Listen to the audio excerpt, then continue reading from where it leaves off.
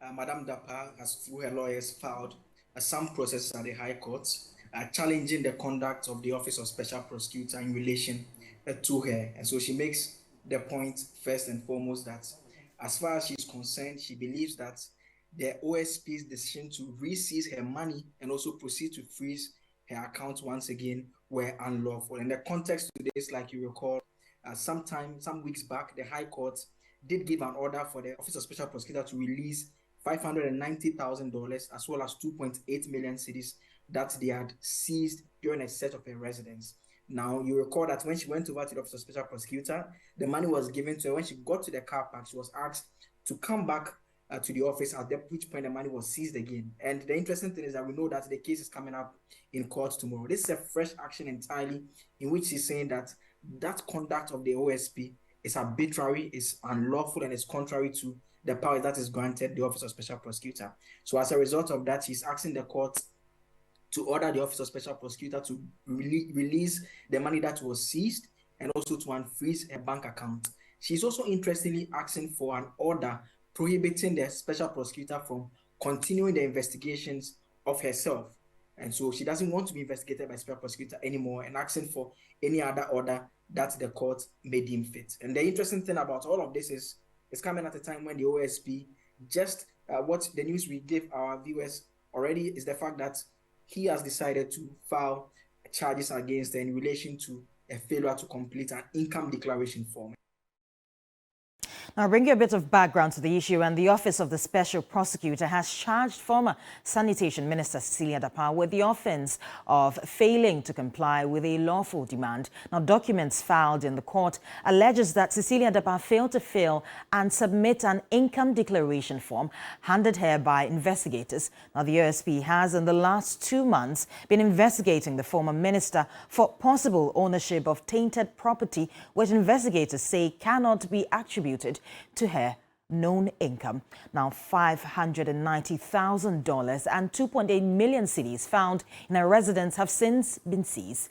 Let's look at the details of the latest action by the OSP.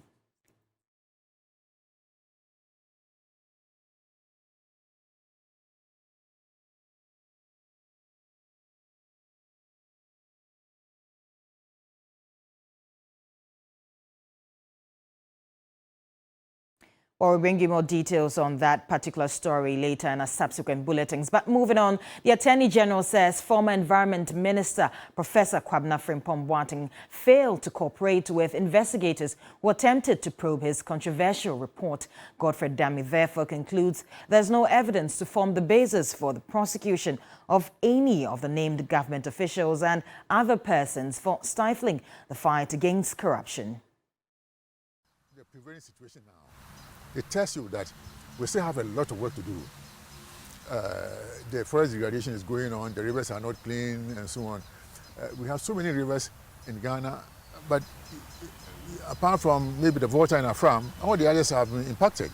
Professor Boateng had in his report to the Chief of Staff named a number of high-ranking officials whom he claimed had interfered with the work of the Interministerial Committee on Illegal Mining. He painted a disturbing picture of illegal mining in the country when he alleged even the president's backyard had been affected. The police service indicated it was investigating the matter. The Attorney General has since rendered an opinion on a docket as presented by investigators. Godfrey Dami says several attempts by police to obtain further information from Professor Boateng to substantiate the allegations in the report and to assist them conduct investigations proved futile. The AG adds that investigations by the police have not revealed any evidence in support of the allegations. He therefore concludes that his office is unable to recommend the prosecution of any of the persons cited in the report. The Attorney General's office is, however, awaiting the outcome of investigations conducted in the case involving Seth Mante, John Oforiatta, and Eko Ewusi, who are alleged to be involved in the sale of excavators. Meanwhile, some anti-corruption campaigners and civil society bodies say the Attorney General did not do due diligence to further investigate the claims captured in the report by Professor Boateng. A private legal practitioner, Martin Pebu, for instance, says the AG's advice is a complete whitewash. The rest of the report represents a whitewashing of such blatant and flagrant destruction of our forests. The AG's opinion is whitewashing the situation. It's very nauseating. I mean, come on, I can't believe it that the AG would issue such an opinion. It's not good. Look, we have to get up and make all the noise we can to indicate to the Attorney General that this kind of legal opinion is not on, not in Ghana. No. We can't allow that to stand. Look, Martin, let's go straight for the jugular. I didn't see any part of the report actually, or the AG's opinion, showing that proper investigations were conducted. What do I mean by that? Who went to the forest to ascertain the destruction that Professor Frimpong Boateng talked about? None is shown in the opinion. 2, what inquiries were made from the Minerals Commission that, based on the pictures of the destruction that Frimpong Boateng showed, that was there any basis for the destruction? That is to say, was C&J Alaska authorized to mine? As far as we are aware, I'm going with Professor Frimpong Boateng, they were not authorized to mine. Now on to some more stories now. And aggrieved customers of the defunct Gold Coast Fund Management Company are dissatisfied with the Finance Minister's failure to address them during their picketing at the ministry. The group is requesting the disbursement of approximately 5.5 billion cedis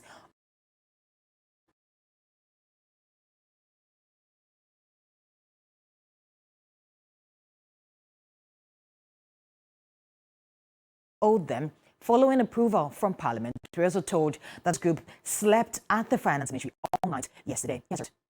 It's been about 3 hours since aggrieved investors of the Gold Coast Fund Management Company began picketing here at the Ministry of Finance. Their demands to push the Finance Ministry to authorize the release of some 8.6 billion cedis bailout package approved by Parliament.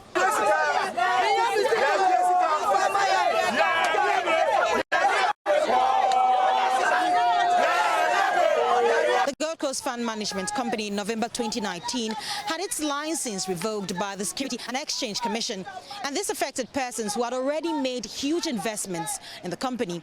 As a result, an amount of 8.6 billion cedis was approved by Parliament to settle these aggrieved investors. A partial amount of 3.1 billion cedis was paid by November 2020, but the remaining 5.5 billion cedis has still not been received 4 years on. The remaining 5.5 billion was approved in 2021 main budget. When that approval was done, there has not been disbursement, but all documents available from the Finance Ministry and the government in the Parliament House and the public domain indicates that the government has spent 26 billion in paying out customers who fell victims to the financial cleanup. And when you try to digest the component of these 26 billion that the government claims it has spent, our approved 8.6 billion that's supposed to pay fund management customers in full has been calculated as part of the 26 billion that has been spent. Meanwhile, this money did not reach us. That is why we are here today. The ministry during picketing called for a meeting with the leaders of the group, but that ended in disappointment. They had wanted to engage us and we refused to engage. That's why we made ourselves available. They have just seated us in just a reception and no one has attended to us for the past 40 minutes. And this is a disrespect, a gross disrespect. Many of the investors, some pensioners, have been bearing the brunt for the past 4 years. In fact, I have been made immobile. I'm not able to move anywhere. How I take care of myself, only God knows. Like by this time I die. Like I know be my kiddies and my brothers and my sisters. Like by this time I die. Up to now, yesterday I want to buy my BP medicine. I buy the 50, I think 56. Now it be 138. Ghana City. How? It's not easy at all. If I tell you it's easy, because nobody having such an amount, I would not like to be a burden on someone. They want their monies here and now. Yeah, bro.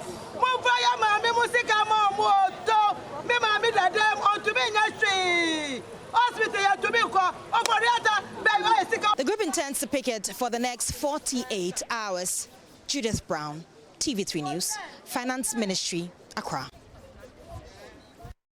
Let's now turn our attention to the bipartisan parliamentary probe on the leaked audio tape. The Inspector General of Police's legal team expressed concerns about the conduct of Chairman Samuel Acha, accusing him of being biased and directing the committee into areas beyond its scope.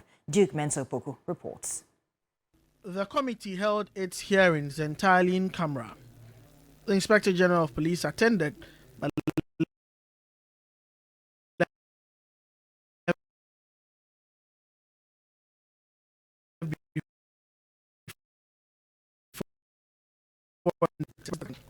of a problem with this. If you have to bring a head of internal security here to come and listen to his subordinates as to whether they have some evidence concerning his work.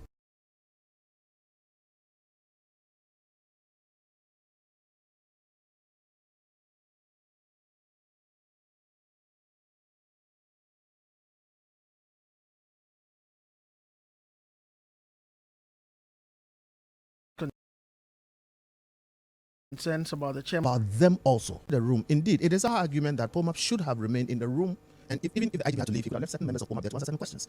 But when we went in, the chairman said, well, it is supposed to be in camera, and therefore not everybody ought to be there. Again, out of abundance of respect for the Speaker of Parliament, for Parliament, and the committee and the chairman, POMAP members agreed and excused themselves, leaving the IGP and his lawyers. It is my view that it was a compromise.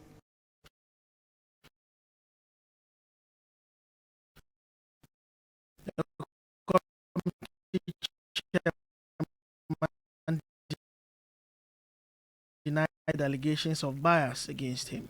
It is very disappointing when they will say I'm biased. All right, the result is believe that here they have done me well. And if anybody is having cheaters, I'm going to sort of manufacture evidence against the IGP. It has to happen with common sense, because what we are doing here, with the greatest of respect, is being recorded.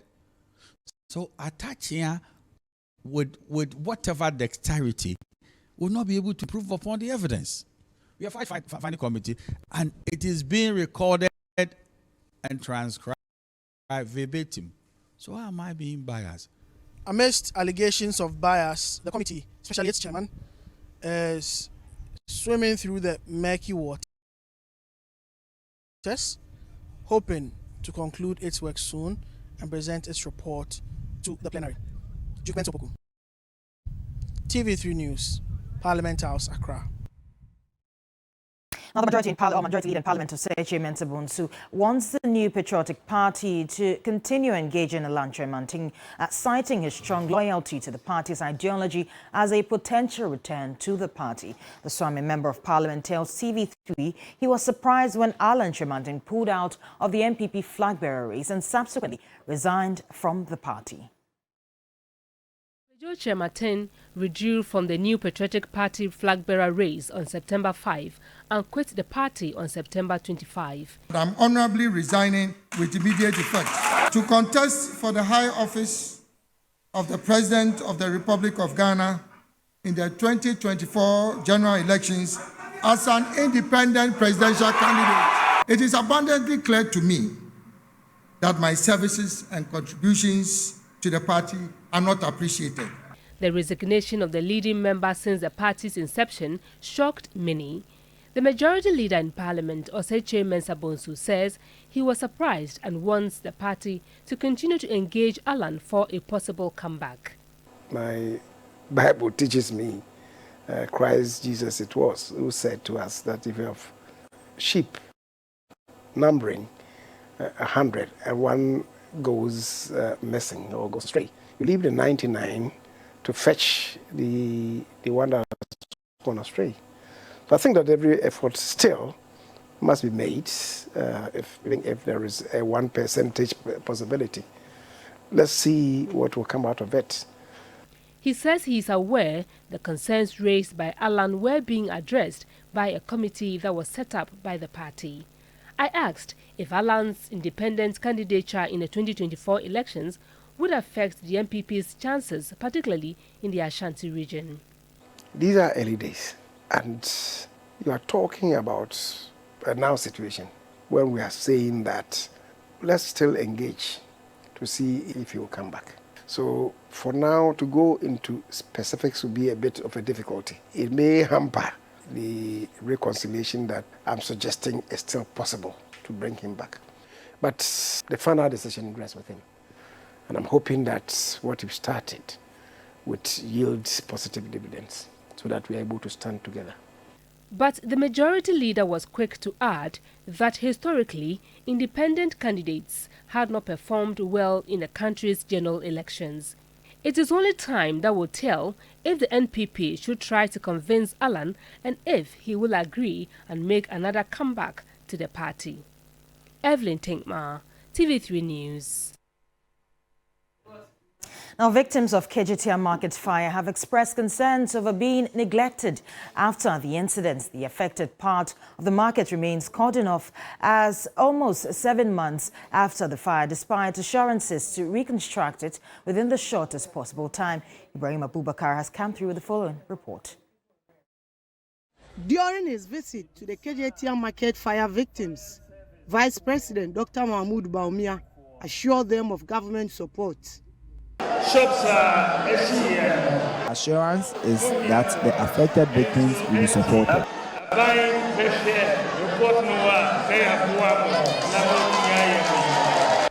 Other officials made several promises to reconstruct the affected area to ensure traders return to business. The burnt area was cordoned off for reconstruction, but nearly 7 months later, work has not yet begun. We, as victims, are going through a lot now. With respect to whatsoever pledges or promises that the government made, nothing has been done. Nothing has been done at all. The place has still been locked up, and then there is no sign of working, or there is no sign that they will be coming there soon. We ask management. Management is not giving us any assurance. All that management is saying that they are also looking up onto government. So we urge that government will come to our aid, because life has been very tough.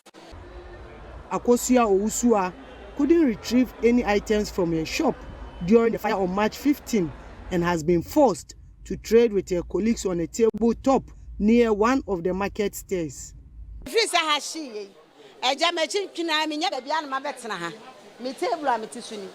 I just have to manage on this table since I have no place to trade after our shops got burnt. The promise to reconstruct the affected part is yet to be fulfilled. Most of my colleagues are at home because of unavailability of space to operate. Sometimes I have to even run away from my debtors. Things are really tough now because I don't earn much to cater for my family. Government should intervene.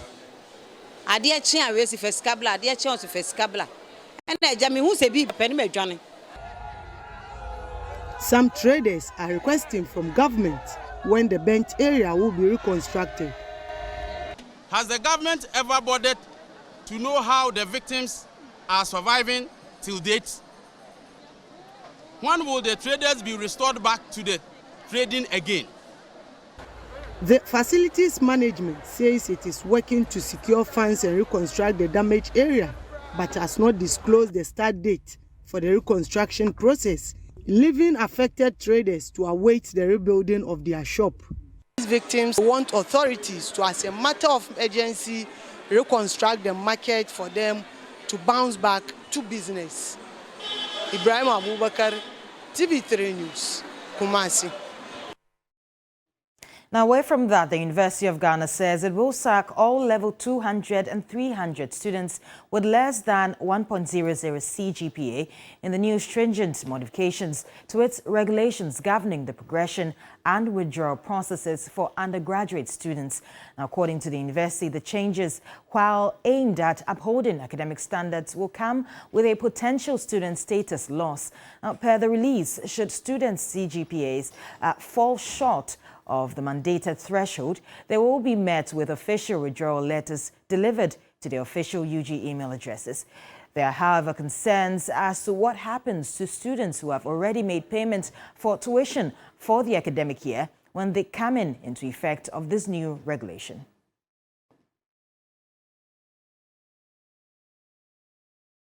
And that's all for the 6 a.m. news here on TV3. My name is Judith Brown. We'll take a short break, and when we're back, New Day continues.